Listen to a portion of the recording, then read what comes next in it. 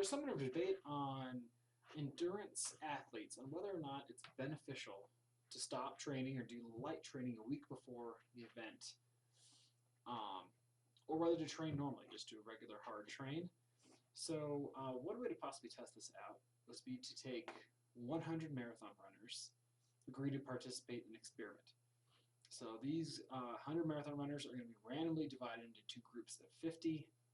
The test group of 50 is going to be told to do only very light exercise during the week prior to the race, the marathon. The control group is told to train as they normally do. And their results are going to be analyzed after the race. So we're going to compare their two race times. So we are going to be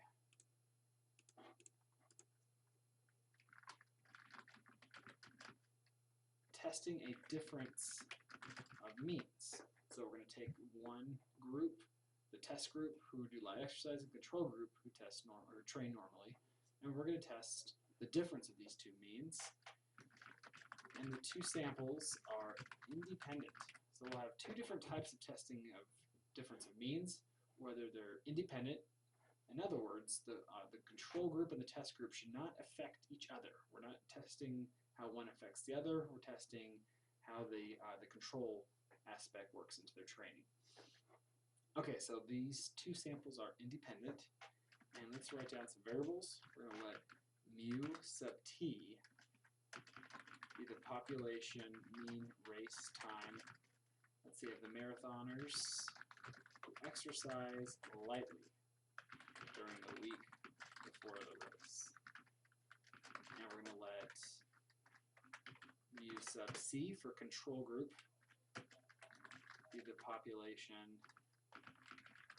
mean race time of marathoners who train normally the week before the marathon. So we have our test average and our control average. And these are the population. So this is the population parameter. And we're going to collect some sample data that will give us some information about this population parameter or population means. So we are going to first write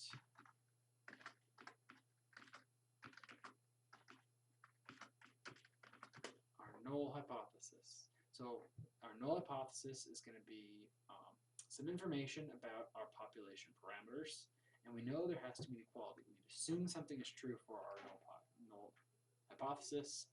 So we are going to assume that it makes no difference whether you train normally or exercise lightly the week before the event. So we're going to assume that these average mean times are going to be the same.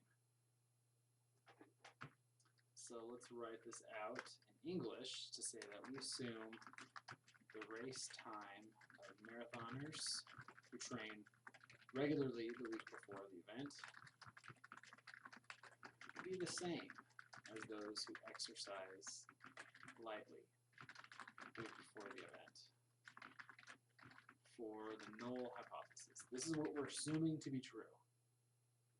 And we are going to assume, not assume, for our alternative hypothesis, we're going to test whether to see there's a difference. So our alternative hypothesis, I'm going to say that there's going to be some type of difference between the race times. Now, we don't have any of the data, and we could maybe make an assumption that the light exercise might do better or might do worse. But since we don't have any data yet, we're just going to say our alternative hypothesis is they're not equal. So we don't know, one, the control group could have a better race time, or the test group could have a better race time. So the alternative to our null hypothesis is that there will be a difference in the race times between the two groups. So there we have our null and alternative hypothesis in mathematical notation and in basically plain English writing.